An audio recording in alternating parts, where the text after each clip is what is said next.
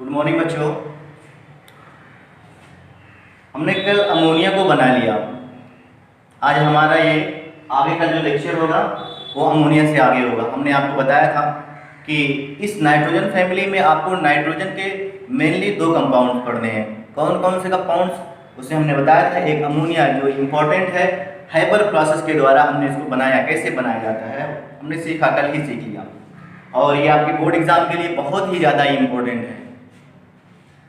और दूसरा हमने कहा था, कल ही हमने कहा था कि एक और कंपाउंड है जिसका नाम है HNO3 नाइट्रिक एसिड, और कल हमने इसके बारे में कोई चर्चा नहीं की थी। आज वो दूसरा जो कंपाउंड है नाइट्रोजन का, वो उसके बारे में आज हम बात करेंगे। HNO3 एक बहुत ही इम्पोर्टेंट एसिड है। इसको एक नाइट्रोजन कंपाउंड है। देखिए HNO3 में नाइट्रोजन आता है, नाइट्रोजन कंपाउंड है। तो अमोनिया और नाइट्रोजन कंपाउंड्स को दोनों को ही हमारे जो सिलेबस में है इनको हमें पढ़ना है। तो खैर हमने अमोनिया को पढ़ लिया। आज अब बारी है नाइट्रिक एसिड, नाइट्रिक अम्ल को पढ़ने की। ठीक है, तो देखिए जैसा कि बोर्ड पे लिखा है नाइट्रिक एसिड और इसका फार्मूला लिखा है HNO3। नाइट्रिक एसिड हिंदी में से नाइट्रिक अम्ल बोलेंगे। जिन बच्चों को दिक्कत हो रही है, हिंदी इंग्लिश में सारी सुविधाएं यहाँ पर उपलब्ध है।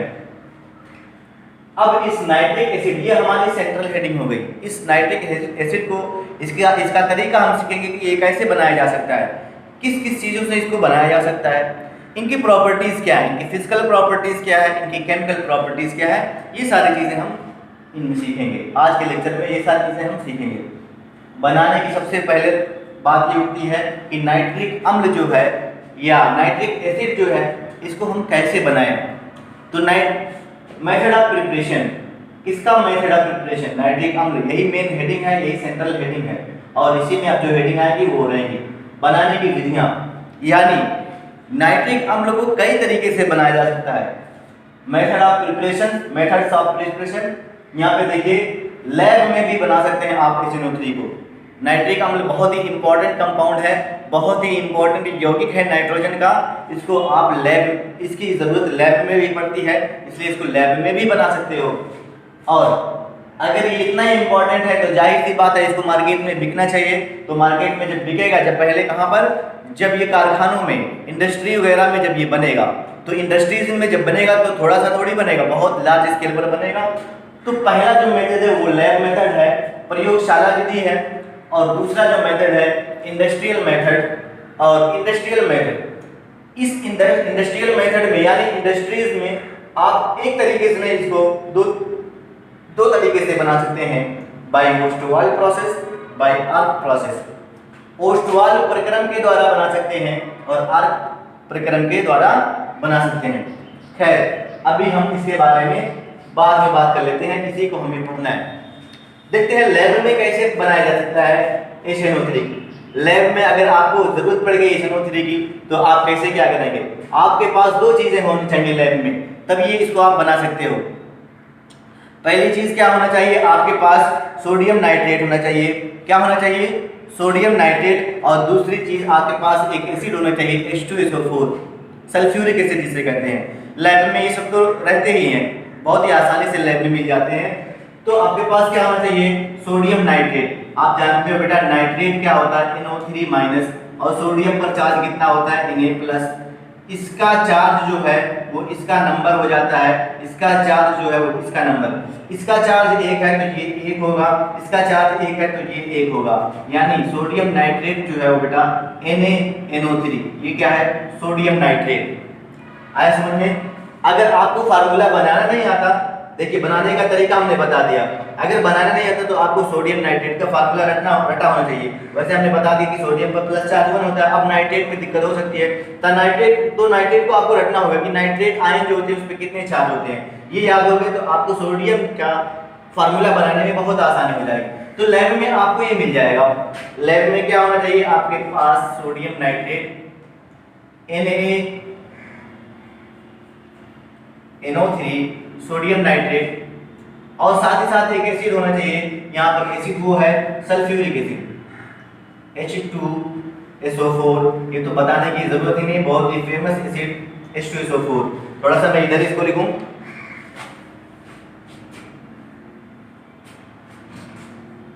NaNO3 सोडियम नाइट्रेट, और हमारे पास और क्या होना चाहिए, सल्फ्यूरिक अम्ल यानी सल्फ्यूरिक एसिड H2SO4। ये जब आपस में अभिक्रिया करेंगे तो देखिए क्या बनाएंगे, यहां पर HNO3 बनेगा, HNO3 क्या बनेगा,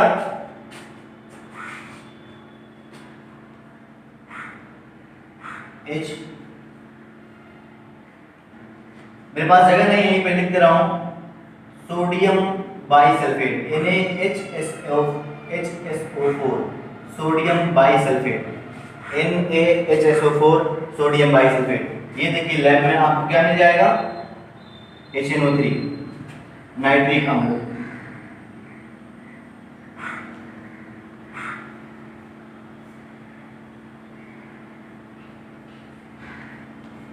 और ये क्या होगा, सोडियम बाइसल्फेट,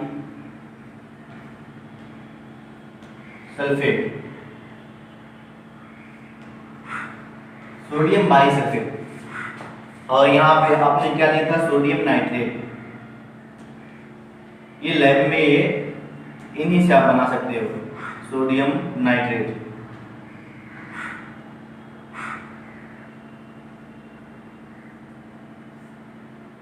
और ये क्या है, सल्फ्यूरिक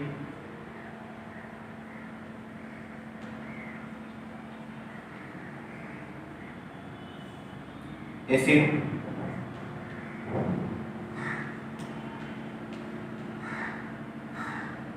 सल्फ्यूरिक एसिड। ठीक है, आपके पास दो चीजें होनी चाहिए, सोडियम नाइट्रेट और सल्फ्यूरिक एसिड।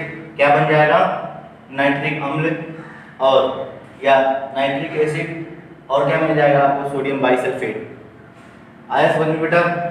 ऐसे आता है सवाल, प्रयोगशाला में HNO3 यानी नाइट्रिक एसिड बनाने की विधि बताइए, 1 से 2 नंबर का।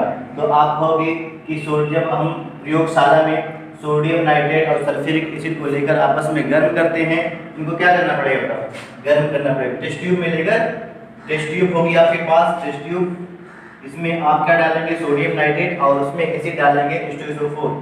तो इसमें क्या बनने लगेगा, HNO3 और NaHSO4। तो प्रयोगशाला में टेस्ट ट्यूब में क्या लेंगे, सोडियम नाइट्रेट और सल्फ्यूरिक एसिड को, इसको लेकर गर्म करेंगे बर्नर पर, उसके बाद ये धीरे धीरे बनने लगेगा।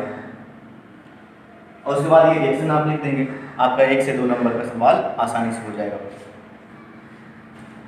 ये देखिए, प्रयोगशाला में HNO3 सोडियम नाइट्रेट तथा सल्फ्यूरिक अम्ल को एक साथ लेकर गर्म करके बनाया जाता है। बस इससे ज़्यादा और कुछ नहीं पढ़ना है लैब मेथड में। हम इसको क्या कर रहे हैं, मिटा दे रहे हैं। अब जो हम पढ़ेंगे वो इसको पढ़ेंगे, और इसमें इसको आप नहीं पढ़ते हैं, ठीक है। हम जो पढ़ते हैं पोस्टवार्ड, कोई एक मेथड पढ़ लेंगे। हमारे देखिए बहुत ज़्यादा विधियाँ हमें पढ़नी है। अभी तो हम नाइट्रोजन फैमिली पढ़ रहे हैं, ऑक्सीजन फैमिली भी पढ़ना बाकी है, उसके बाद हाइड्रोजन पढ़ने बाकी हैं, जीरो ग्रुप पढ़ने बाकी हैं। तो बहुत सारी विधियां हमें पढ़नी है, तो उतना पढ़े जितना याद हो जाए। तो इन दोनों प्रक्रम में हम सिर्फ और सिर्फ किसको पढ़ेंगे, पोस्टवार्ड प्रोसेस को। ये आप नोट कर लें, मैं इसको मिटाने जा रहा हूँ, ये पूरा आप नोट कर लें, ठीक है। अब देखिए आगे पोस्टवार्ड प्रक्रम। देखिए आप इंडस्ट्री में दो प्रक्रिया द्वारा जो है, 2 प्रोसेस द्वारा आप बना सकते हैं बड़े पैमाने पर।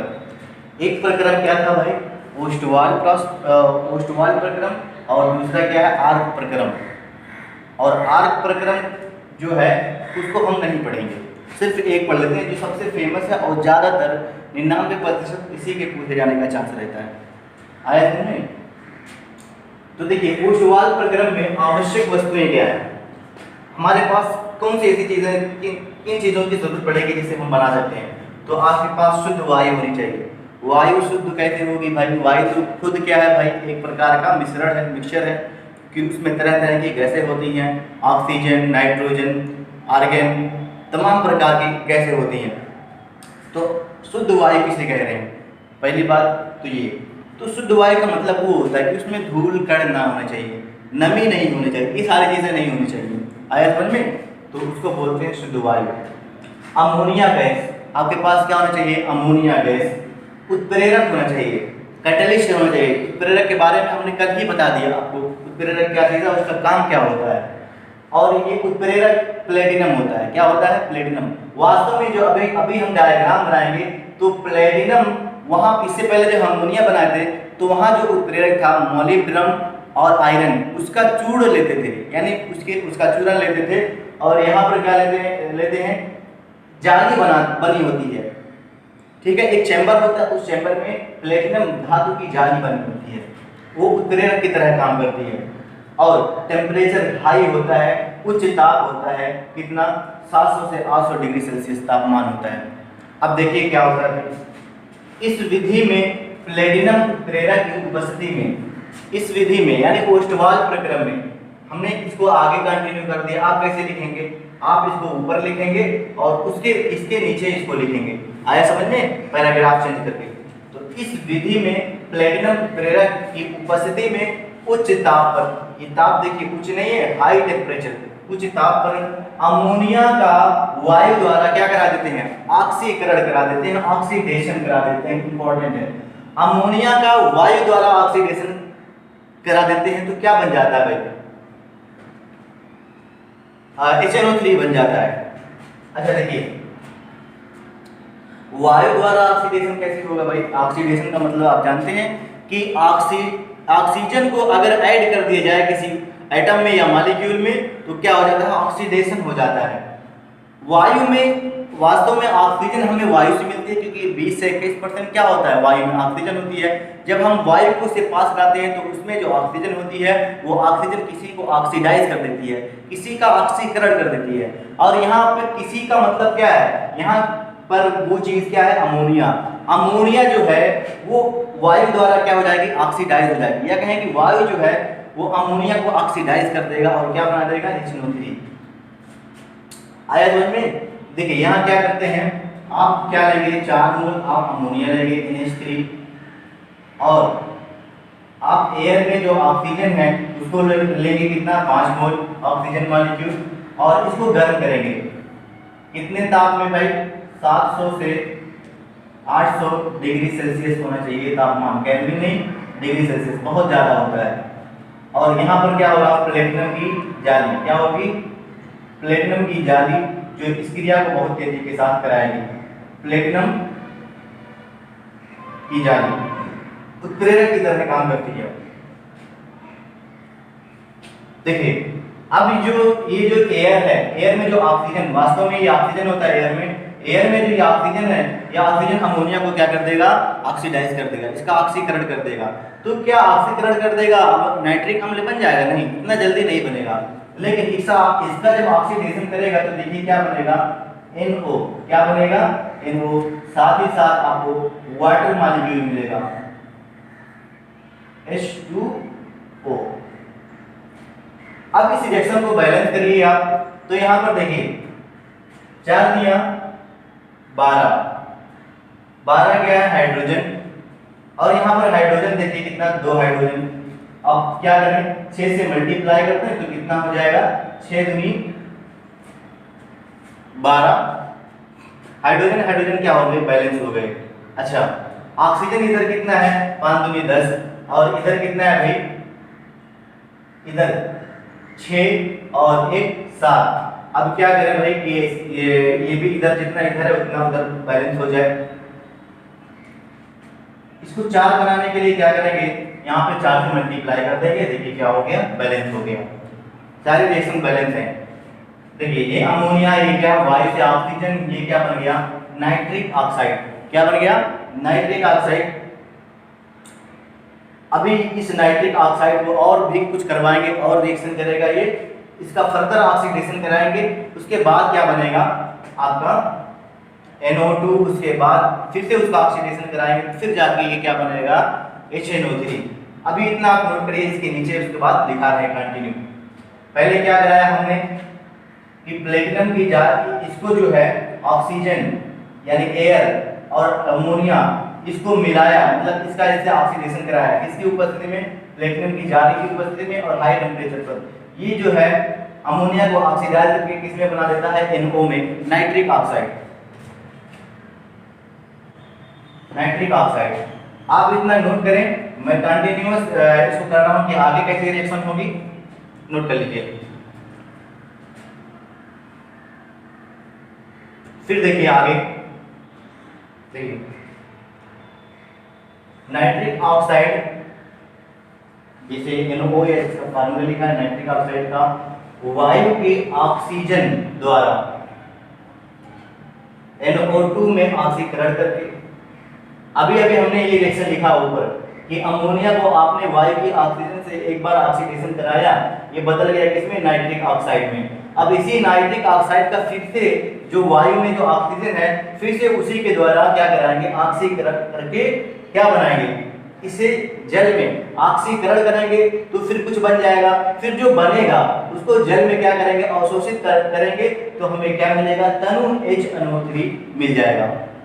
देखिए नाइट्रिक ऑक्साइड NO, इसको हमने क्या किया, वायु की ऑक्सीजन से ऑक्सीडेशन करा दिया, ये क्या मिल गया हमें, नाइट्रोजन डाइऑक्साइड NO2, क्या मिल गया, NO2। ये जो दो है तो हमने रिएक्शन को बैलेंस करने के लिए लिया है, ठीक है, NO2 मिल गया ऑक्सीडेशन। अब ये NO2 से क्या, कैसे हमें HNO3 मिलेगा, तो हम इसको अगर पानी में डाल दें तो ये पानी से रिएक्शन कर लेगा। देखिए NO2 2NO2 plus H2O, NO2 को H2O से हम रिएक्शन कराते हैं तो हमें HNO3 मिल जाता है। क्या मिल जाता है, HNO3। ये देखिए नाइट्रिक एसिड, नाइट्रिक अम्ल, ठीक है। अच्छा ये क्या है, नाइट्रस एसिड, हम बनाना चाह रहे थे, ये बन गया, ये भी हम जितना बनाना चाह रहे उतना नहीं बना, ये फालतू में बन गया। अब इससे जो दूसरा जो कुछ बना है, ये क्या है, ये भी एसिड है, लेकिन हम जो बना रहे थे वो नहीं, ये क्या है, नाइट्रस एसिड। कोई जरूरत नहीं है, कोई घबराने की जरूरत नहीं है। ऐसे ही कई जब नाइट्रस एसिड हो जाते हैं, मतलब एक बनेगा तो कुछ नहीं होगा, जब 3 नाइट्रस एसिड हो जाएंगे उसी बर्तन में, तो ये आपस में मिलकर HNO3 बना देंगे, ठीक है। और ये NO2 फिर से क्या बन गया, नाइट्रिक ऑक्साइड और H2O, ये इसका फिर से ये रिएक्शन यहाँ से स्टार्ट होगी, फिर से यही क्रम चलता रहेगा।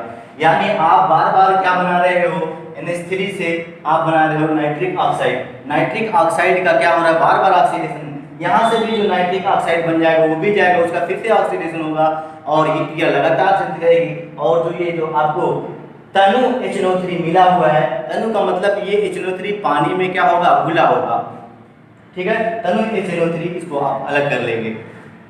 आए समझ में। अच्छा आप देख रहे हैं कि ये एक स्टेप में रिएक्शन नहीं हो रही है, कई स्टेप में रिएक्शन हो रही है। पहले आप अमोनिया को ऑक्सीडाइज कर दिए इसमें नाइट्रिक ऑक्साइड में, फिर इस नाइट्रिक ऑक्साइड को फिर से ऑक्सीडाइज किए इसमें NO2 में, नाइट्रोजन डाइऑक्साइड में, फिर इस नाइट्रोजन डाइऑक्साइड को वाटर से रिएक्शन कराते हैं, तब आपको जाकर कहीं मिलता है HNO3 और साथ ही साथ क्या मिलता है, HNO2, ठीक है।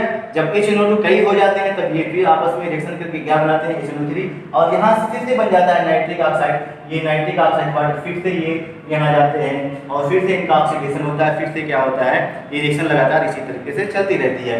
ये नोट करिए और हम बनाते हैं क्या, डायग्राम, ठीक है। देखिए देखिए बेटा, ये आपका डायग्राम बनके तैयार है। अब मैं बता दे रहा हूँ, जिस प्लेटिनम की जाली की बात कर रहा हूँ, ये देखिए प्लेटिनम की जाली बनी हुई है, ये प्लेटिनम की क्या है, जाली।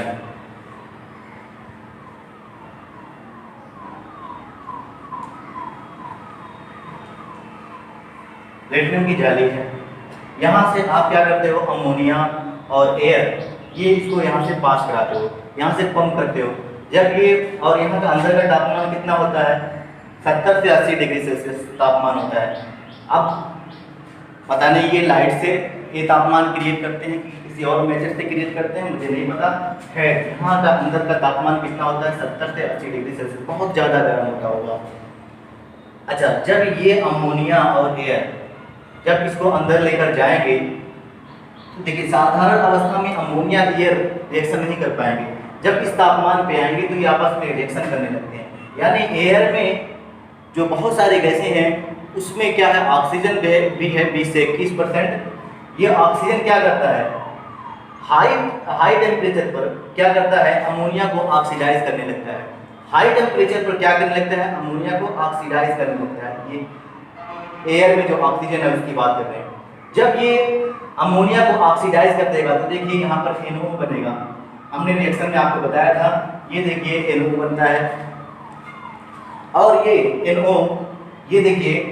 अच्छा, और जो गैसें हैं वो गैसें जो है, जो एयर है, एयर में बहुत सारे गैसें हैं, वो गैसें क्या होंगी, ऊपर से होती हुई चली जाएंगी। ये प्लेटिनम की जाली का मतलब क्या है, प्लेटिनम की जाली इसलिए लगी होती है ताकि ये जो अमोनिया से NO बन रहा है ये क्रिया बहुत तेजी के साथ हो। आए समझ में? अब फिर देखिए ये NO देखिए इधर जाना शुरू हो जाएगा, इधर, और यहाँ पहुंच गया। अब यहाँ पर जब इस एक दूसरा ब्लॉक है, दूसरा एक वेसल है, बड़ा सा वेसल होता है जिसको क्या बोल रहे हैं, ऑक्सीकारक स्तंभ।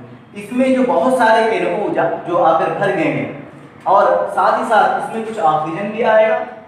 इसमें जो NO है, NO जो आए हैं और जो ऑक्सीजन जो कुछ आए हैं, ये NO फर्दर इस ऑक्सीजन से क्या करते हैं, रिएक्शन कर लेते हैं, यानी ऑक्सीजन इनका फिर से क्या कर देता है, ऑक्सीडेशन कर देता है और इसमें बना देता है नाइट्रोजन डाइऑक्साइड में।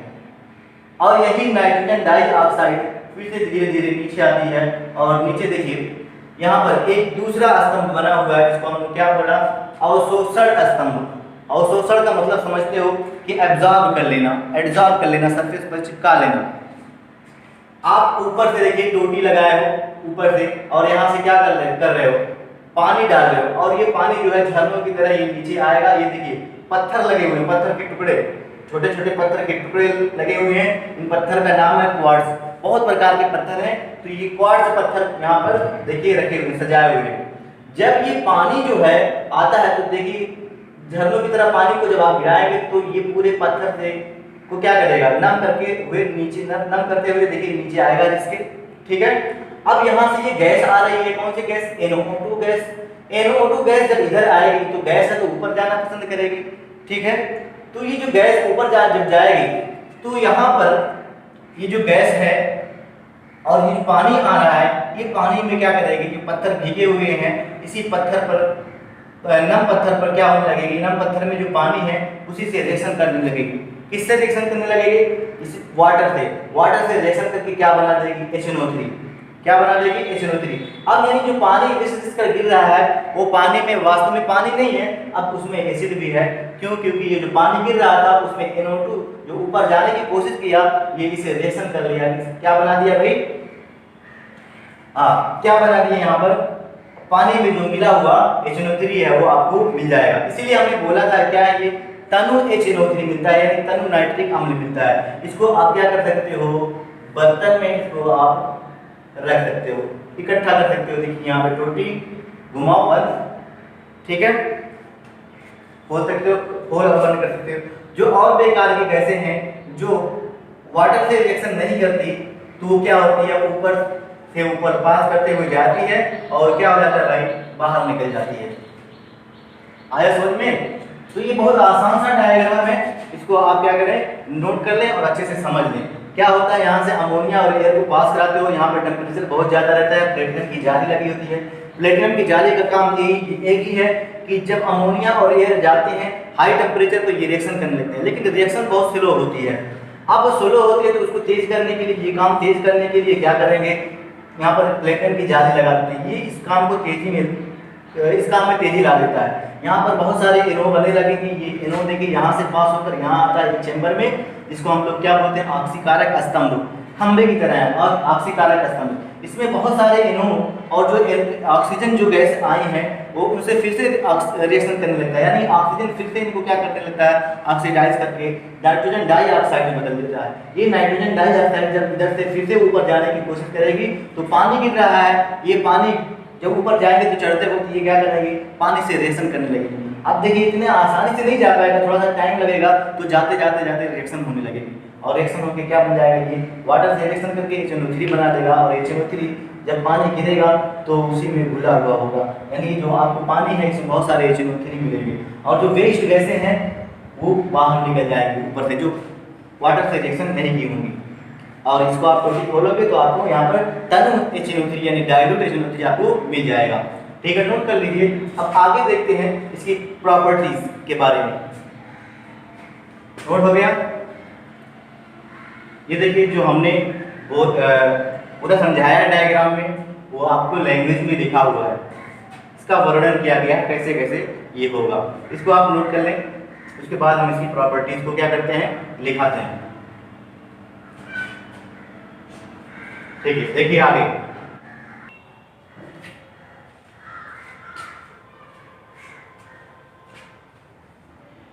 देखिए बेटा, फिजिकल प्रॉपर्टीज में अगर हम इसकी देखेंगे तो फिजिकल प्रॉपर्टी यानी भौतिक गुणधर्म और केमिकल प्रॉपर्टीज यानी रासायनिक गुणधर्म के बारे में बात करेंगे। फिजिकल प्रॉपर्टीज क्या होता है? पहली बात, ये कलरलेस होते हैं यानी रंगहीन होते हैं, इनका कोई रंग नहीं होता। यानी अगर आपको लैब में HNO3 मिलेगा तो जैसे पानी रंगहीन होता है ऐसे ये भी रहेगा, पानी और इसमें फर्क ही नहीं कर पाएंगे। यह एक संक्षारक द्रव होता है। क्या होता है? यह एक संक्षारक द्रव होता है। मतलब अगर आप इसको हाथ में क्या करोगे, अपने स्किन पर गिरा दोगे तो ये देखिए क्या होगा, जैसे आप कहते हो क्या कहते हैं, फफोले पड़ जाएंगे आपके चमड़ी पे। ठीक है, छलका जिसे आप अपने भाषा में बोलते हो, तो पूरे चमड़ी पे क्या हो जाएंगे, फफोले पड़ जाएंगे। ये त्वचा के संपर्क में आने पर क्या कर देता है भाई, फफोले उत्पन्न कर देता है। ये इनकी फिजिकल प्रॉपर्टीज के बारे में मैं बहुत ज़्यादा नहीं पढ़ेंगे और मैं बहुत ज़्यादा पूछा जाता है, 1 से 2 नंबर के सवाल आते हैं। ज़्यादातर केमिकल प्रॉपर्टीज के बारे में रिएक्शंस वगैरह पूछी जाती हैं। ये एक प्रबल यानी स्ट्रॉन्ग एसिड है। सबसे बड़ी बात तो ये कि ये स्ट्रॉन्ग एसिड, कुछ गिने चुने ऐसे एसिड हैं जो स्ट्रॉन्ग होते हैं, जो प्रबल होते हैं, तो उनमें से ये HNO3 भी है। ये एक प्रबल यानी स्ट्रॉन्ग एसिड है जो गर्म करने पर, अगर इनको गर्म किया जाए, ऐसे ही गर्म किया जाए तो क्या होगा, ये टूट जाएगा। टूटने के बाद जब आप पहले तो ये क्या है भाई, कलरलेस है, रंगहीन है, लेकिन जब आप इसे किसी बर्तन में रखकर, टेस्ट ट्यूब में रखकर जब इसे गर्म करोगे तो उसमें से धुआं निकलेगा। कौन सा धुआं? NO2 का, भूरे रंग की गैस NO2 बनाता है। वो जो धुआं होगा वो भूरे रंग का, ये NO2 होगा। अब यहाँ पे हमने वो रिएक्शन लिख दिया है कि अगर आप HNO3 को गर्म करोगे तो आपको क्या मिलेगा, NO2।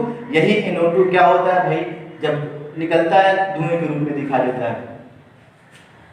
अच्छा, दूसरा पॉइंट देखिए, ये एक प्रबल क्या है, प्रबल एसिड भी है, ऊपर लिखा है, और प्रबल ऑक्सीकारक भी है, यानी स्ट्रॉन्ग एसिड भी है और स्ट्रॉन्ग ऑक्सीडाइजिंग एजेंट भी है। एसिड जो भी होते हैं, चाहे ये हो चाहे कोई और हो, वो ऑक्सीडाइजिंग एजेंट की तरह काम करते हैं आयत में, और खासकर स्ट्रॉन्ग एसिड जो होते हैं वो ऑक्सीडाइजिंग एजेंट की तरह काम करते हैं। ये एक प्रबल ऑक्सीकारक है। ऑक्सीकारक का मतलब ऑक्सीडाइजिंग एजेंट, जो किसी को ऑक्सीडाइज करे, इसलिए ये आयो। अच्छा, हमने आपको पढ़ाया था मूल कंसेप्ट में कि ऑक्सीडाइजिंग एजेंट के काम, ऑक्सीडाइजिंग एजेंट के बहुत सारे काम हमने लिखवाए थे आपको कि ये क्या करता है, आयोडीन को किस में बदलता है, आयोडेट में, किस में बदल देता है, आयोडेट में, IO3-। और ये क्या करता है, जैसे कोई हैलाइड है, इसको किस में बदल देगा, हाइड्रोजन में। इसका एक अपवाद था कि कोई भी ऑक्सीडाइजिंग एजेंट जो है वो फ्लोराइड को फ्लोरीन में नहीं बदल पाता, क्योंकि फ्लोराइड एक सबसे ज़्यादा ऑक्सीडाइजिंग स्ट्रॉन्ग होता है, इसलिए उसको कोई भी ऑक्सीडाइजिंग एजेंट उसको ऑक्सीडाइज नहीं करता। वो जिसको भी कोई भी उसको जो करने जाएगा ऑक्सीडाइज, वो खुद ऑक्सीडाइज हो जाएगा, क्योंकि वो क्या है, सबसे ज़्यादा स्ट्रॉन्ग होता है। इसी तरीके से बहुत सारे हमने फंक्शंस लिखाए हैं ऑक्सीडाइजिंग एजेंट के, जाके देख लेना आप एक बार। तो यहाँ पे कुछ लिखा गया है, यह एक प्रबल क्या होता है, ऑक्सीकारक होता है, इसलिए ये आयोडीन को आयोडेट में, आयोडेट आयन में लिख दिया हूँ, यहाँ आप आयोडेट लिख सकते हैं। कार्बन डाइऑक्साइड को, कार्बन को, ये कार्बन का ऑक्सीडाइज में कर देता है कार्बन डाइऑक्साइड में, कार्बन को कार्बन डाइऑक्साइड में बदल देता है। ठीक है, अब यहाँ पे वो रिएक्शन लिखी गई है कि आयोडीन है, आयोडीन को क्या करें आप, अगर 10 मोल क्या लें HNO3, तो ये HNO3 इसको क्या कर देगा, ऑक्सीडाइज कर देगा। ऑक्सीडाइज करके देखिए ये बना दिया क्या, आयोडिक एसिड। अगर मैं इसको तोड़ूं बेटा तो क्या मिलेगा, H+ और IO3-। तो यही तो मैंने लिखा है कि ये आयोडेट में, आयोडीन को किसमें बदल देता है, आयोडेट में बदल देता है। तो ये अब यहाँ पर चूंकि आपको क्या मिल जाता है, हाइड्रोजन मिल जाता है, तो हाइड्रोजन मिलने की वजह से ये एसिड में बदलेगा। आया समझ में, ये तुरंत क्या बदल H+ आयन जो है बर्तन में अगर पड़ा है तो उसको घसीट लेगा और क्या बना देगा, अपना एसिड बना देगा। तो ये क्या है, आयोडिक एसिड, लिख लेना। अगर सिर्फ ये होता तो ये आयोडेट आयन है, और चूंकि इसको H+ आयन मिल गए तो ये क्या बन गया,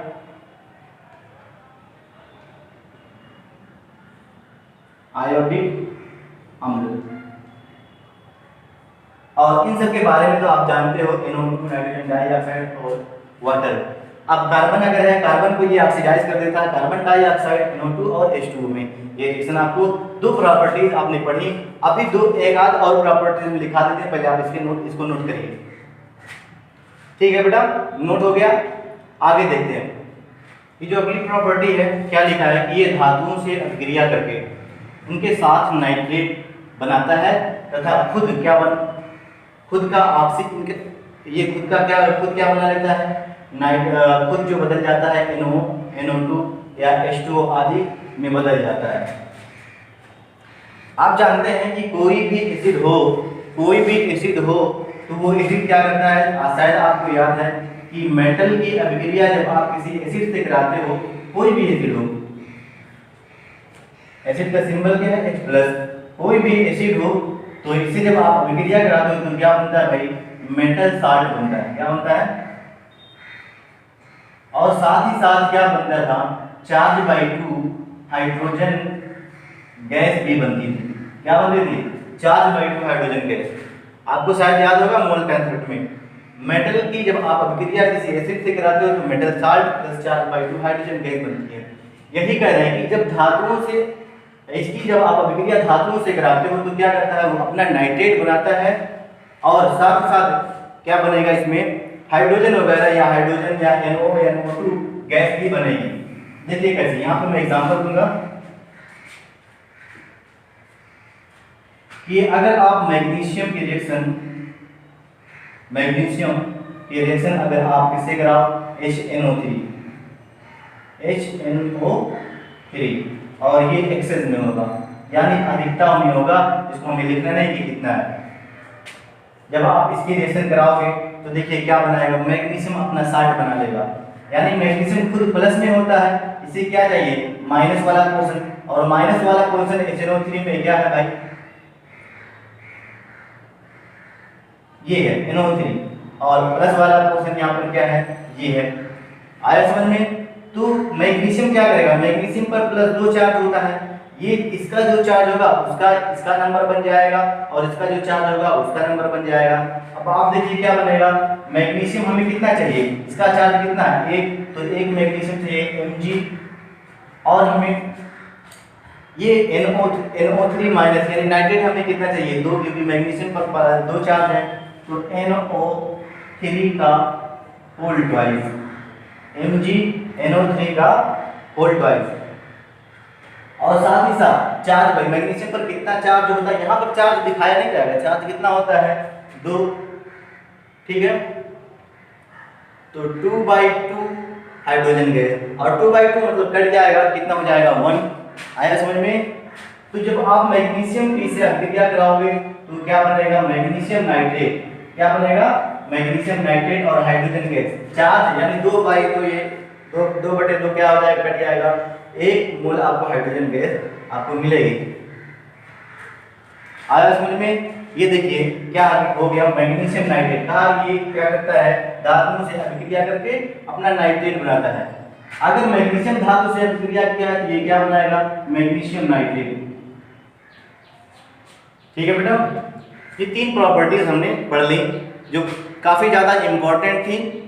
इन 3 केमिकल प्रॉपर्टीज और ये 2 फिजिकल प्रॉपर्टीज को आप लर्न करिएगा, याद करिएगा। इसके बाद जो है हम अगली क्लास में आपको जो बचा है वो पढ़ाएंगे।